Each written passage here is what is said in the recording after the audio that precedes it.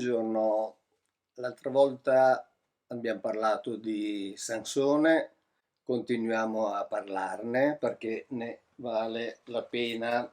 Da colui che mangia è uscito quel che si mangia e dal forte è uscito il dolce. Questo è l'indovinello che Sansone propone ai Filistei. Questo è un indovinello per il quale sono state elaborate delle interpretazioni e adesso vediamo come al solito che cosa ne dice la Bibbia, però prima facciamo un passo indietro, nel senso che vediamo un pochettino la figura dei giudici, perché Sansone fa parte del libro dei giudici, come ho detto l'altra volta. I giudici erano dei personaggi particolari, si dividono in giudici maggiori e giudici minori tradizionalmente. I giudici maggiori, che sono 6, sono personaggi ai quali viene attribuito il merito di avere in un qualche modo liberato Israele dai nemici. I giudici minori invece erano dei personaggi che giudicavano, cioè esercitavano, diciamo, il compito di amministrare delle zone particolari, delle le tribù, i clan, eccetera. I giudici maggiori venivano invece chiamati direttamente da Yahweh quando esisteva un pericolo. Sansone, diciamo, è impropriamente inserito tra i giudici maggiori perché a tutti gli effetti, come abbiamo letto l'altra volta, non è che abbia liberato Israele dai Filistei, ha cominciato a liberare. Quindi, come dire, più che altro il compito suo o il merito suo è stato quello di aver cominciato a spingere gli israeliti a ribellarsi al dominio dei Filistei che si erano spostati verso le montagne.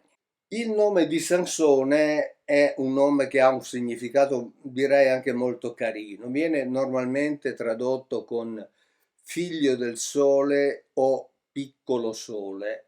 In realtà il nome Shimshon, che esiste anche nell'antica lingua assira come Shamshanu, rimanda ad un fiore, rimanda al fiore delle rocce che noi conosciamo come l'eliantemo che fa parte della famiglia delle cistacee, che è un fiore che vive molto bene nei terreni aridi, nei terreni secchi, nei terreni pietrosi e in effetti ha origine da quello che noi conosciamo come Medio Oriente, poi si trova anche sulle nostre Alpi, eccetera, ma quindi evidentemente i genitori hanno sentito il piacere, insomma, di chiamarlo come fiore delle pietre. Questo volevo precisarlo perché in genere si collega Sansone alle divinità solari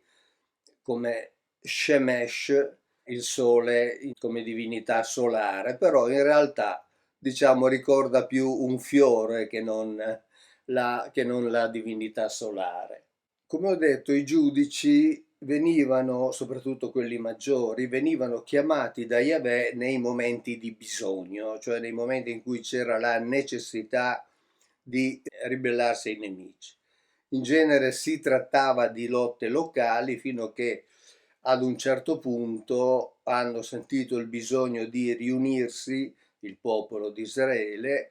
Questo è avvenuto con Samuele, poi con Saul, Davide e Salomone, quando poi si è costituito il regno.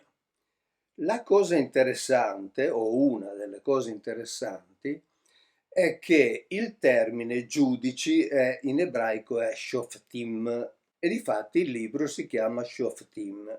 Sapete che il problema più importante della Bibbia, è inutile nasconderlo, è il problema degli Elohim, cioè del significato degli Elohim, che la teologia ha trasformato da plurale in singolare o comunque lo ha definito plurale di qualità, plurale di astrazione per poter dire che Elohim è un singolare. Ma per esempio Il libro dei giudici è il libro cosiddetto dei Shoftim.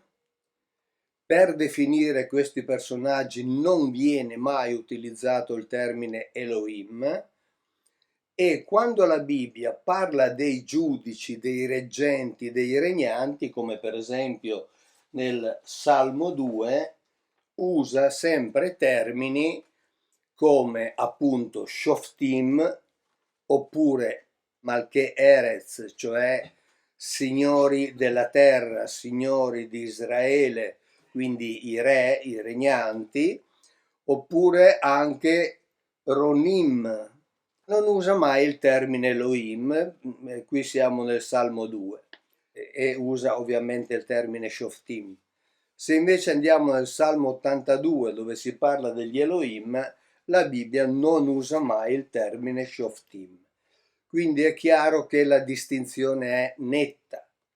Se si parla dei giudici si parla di una cosa, se si parla degli Elohim si parla di un altro tipo di individui, che evidentemente facevano anche da giudici, perché essendo i plenipotenziari, cioè coloro che avevano potere su tutto, erano legislatori perché dettavano la legge, scrivevano le leggi, esercitavano il potere esecutivo, esercitavano il potere giudiziario e quindi chiaramente svolgevano la funzione di Shoftim, ma non erano Shoftim, gli Elohim. Quindi bisogna tenere ben presente questo, e qui ne abbiamo una ulteriore prova, appunto, che anche i giudici più importanti, i giudici liberatori, non sono mai definiti col termine Elohim. E adesso veniamo all'indovinello. Però bisogna, come al solito, contestualizzare per capire che cosa dice la Bibbia.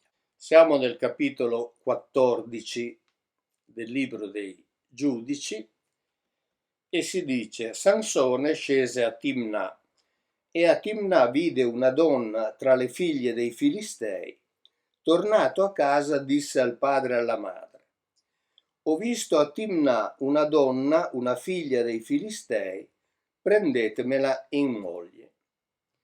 Suo padre e sua madre gli dissero: Ma non c'è una donna tra le figlie dei tuoi fratelli e in tutto il nostro popolo, perché tu vada a prenderti una moglie tra i Filistei non circoncisi? Ricordiamo che tra i comandamenti principali che aveva dettato Yahweh c'era quello di non prendere moglie al di fuori della tribù di Israele. Eppure qui, con assoluta tranquillità, Sansone, uno dei giudici, uno dei personaggi più importanti della Bibbia, addirittura l'abbiamo spiegato l'altra volta, un nazireo, cioè un consacrato al Signore, contravviene a questo comandamento. Ma Sansone rispose al padre: Prendimi quella perché mi piace. Suo padre e sua madre non sapevano che questo veniva da Yahweh, il quale cercava un motivo di scontro con i Filistei. Faccio un attimo di pausa perché, ma è mai possibile che Dio cercasse un motivo di scontro contro un altro popolo, il Dio universale, il Dio che ama tutti gli uomini? No, lui cercava un motivo di scontro.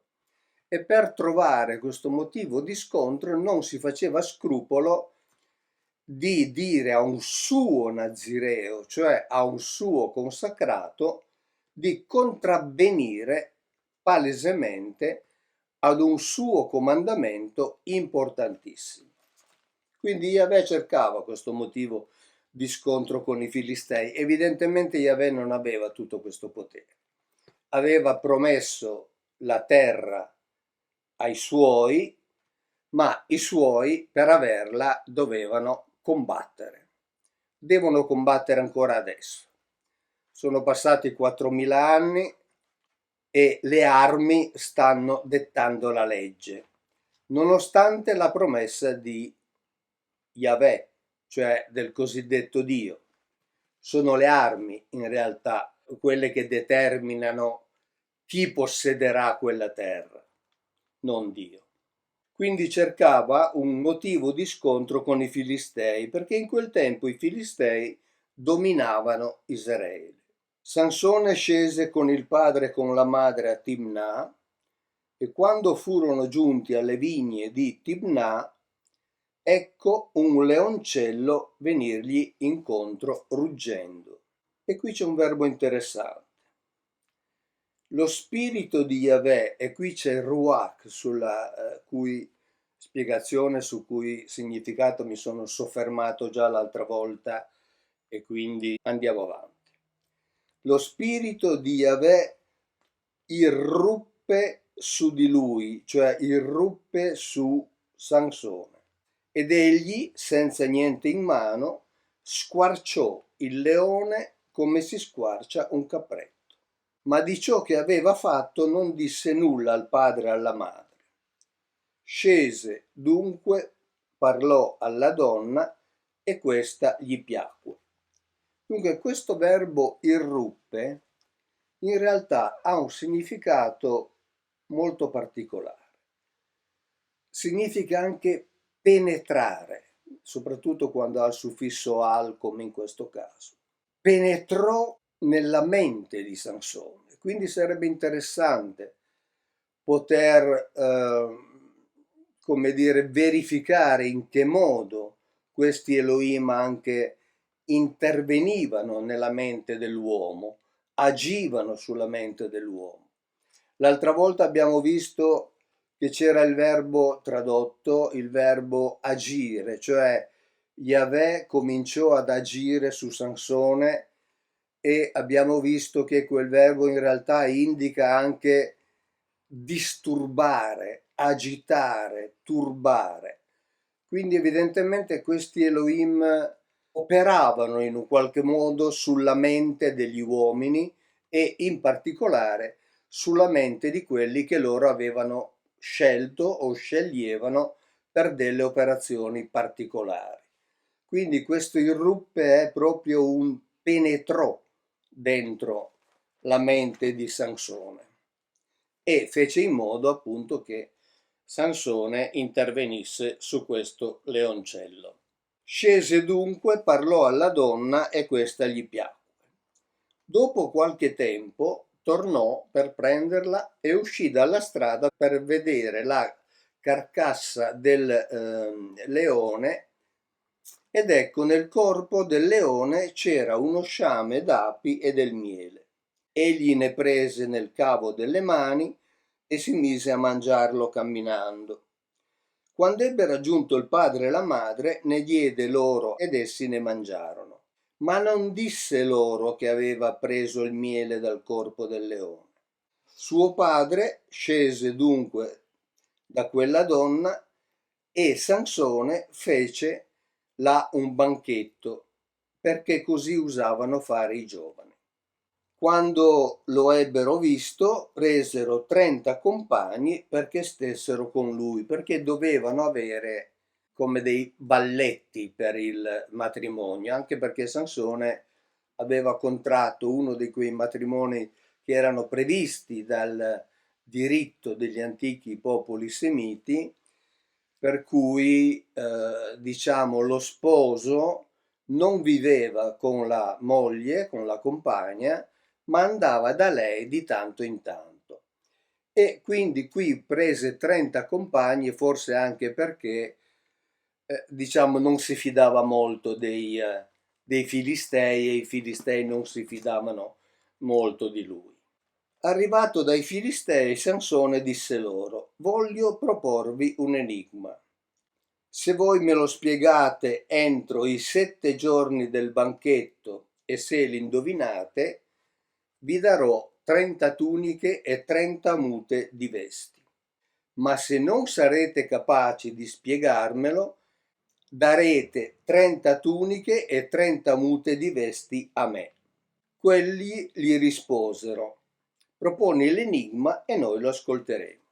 E gli disse loro allora: da colui che mangia è uscito quel che si mangia, e dal forte è uscito il dolce. Per 3 giorni quelli non riuscirono a spiegare l'enigma. Al quarto giorno dissero alla moglie di Sansone, che era una filistea: induci tuo marito a spiegarti l'enigma, se no daremo fuoco a te e alla casa di tuo padre. Ma ci avete invitato qui per spogliarci?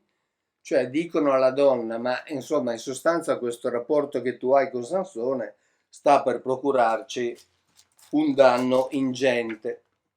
La moglie di Sansone si mise a piangergli intorno e a dirgli: tu hai per me solo odio e non mi ami. Hai proposto un enigma ai figli del mio popolo e non me l'hai spiegato. Le disse Sansone: ecco, non l'ho spiegato neanche a mio padre e a mia madre, e dovrei spiegarlo a te? Ella continuò a piangergli attorno durante i 7 giorni del banchetto. Il settimo giorno Sansone glielo spiegò, perché lo tormentava, ovviamente, e lei spiegò l'origine ai figli del suo popolo.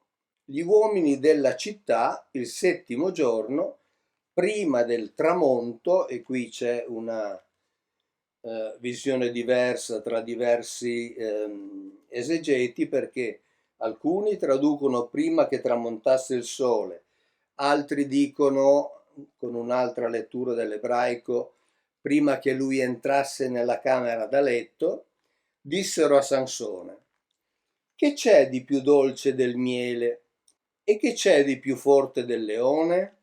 E quindi gli hanno dato la risposta. Rispose lui: se non aveste arato con la mia giovenca, non avreste sciolto il mio enigma.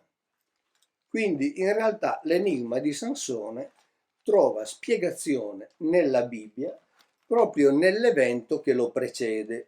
Sansone cosa fa?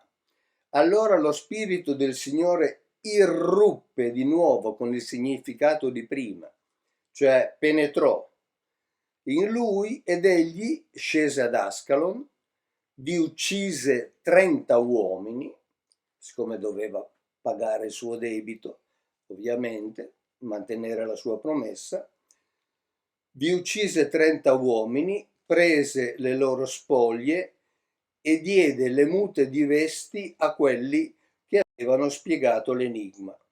Poi, acceso d'ira, risalì alla casa di suo padre, e la moglie di Sansone fu data al compagno che gli aveva fatto da amico di nozze.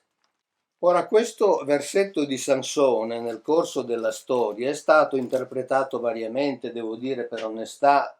Io non voglio entrare nel merito di queste interpretazioni. Diciamo che preferisco mantenere la spiegazione della Bibbia, anche perché è chiara, logica, cioè Sansone ha fatto una cosa, poi ha inventato un indovinello in relazione alla cosa che aveva fatto, ha inventato un indovinello per prendersi gioco dei Filistei, i Filistei si fanno aiutare dalla moglie quando lui dice: se non aveste arato con la mia giovenca non avreste potuto indovinare, e quindi diciamo la cosa migliore è sempre contestualizzare ciò che dice la Bibbia, e qui contestualizzare è facilissimo perché il racconto è chiaro, non richiede interpretazioni, non richiede elaborazioni. E quindi Sansone, disturbato nella mente da questo Elohim, cioè da Yahweh, che gli entra nella testa, e questo è un aspetto interessante, anche perché nel corso della Bibbia abbiamo Yahweh che entra nella testa dei profeti e quindi li fa parlare, e quindi questo è un aspetto interessante, perché ci può indurre ovviamente a ipotizzare che questi Elohim avessero un modo di comunicare che non era soltanto verbale, ma avessero delle capacità di entrare nella mente delle persone che a loro interessavano e quindi poi spingerle, obbligarle, disturbarle, cioè disturbare quelle menti e quindi utilizzarle per comunicare al suo popolo. E in effetti la figura di Sansone non è la figura di un uomo molto equilibrato, è la figura di un uomo a tratti disturbato perché tiene dei comportamenti che a noi almeno appaiono non logici, non coerenti, non spiegabili, non secondo buon senso, ma evidentemente questo Elohim faceva qualcosa dentro di lui, così come altri Elohim facevano qualcosa dentro le menti, altri Elohim o lo stesso Yahweh facevano qualcosa dentro le menti delle persone che loro sceglievano. Dico altri Elohim anche perché andando avanti nella lettura poi del libro di Sansone troveremo un altro che viene definito Elohim e che è Dagon, ma avremo modo di parlarne prossimamente. Ciao, grazie e alla prossima.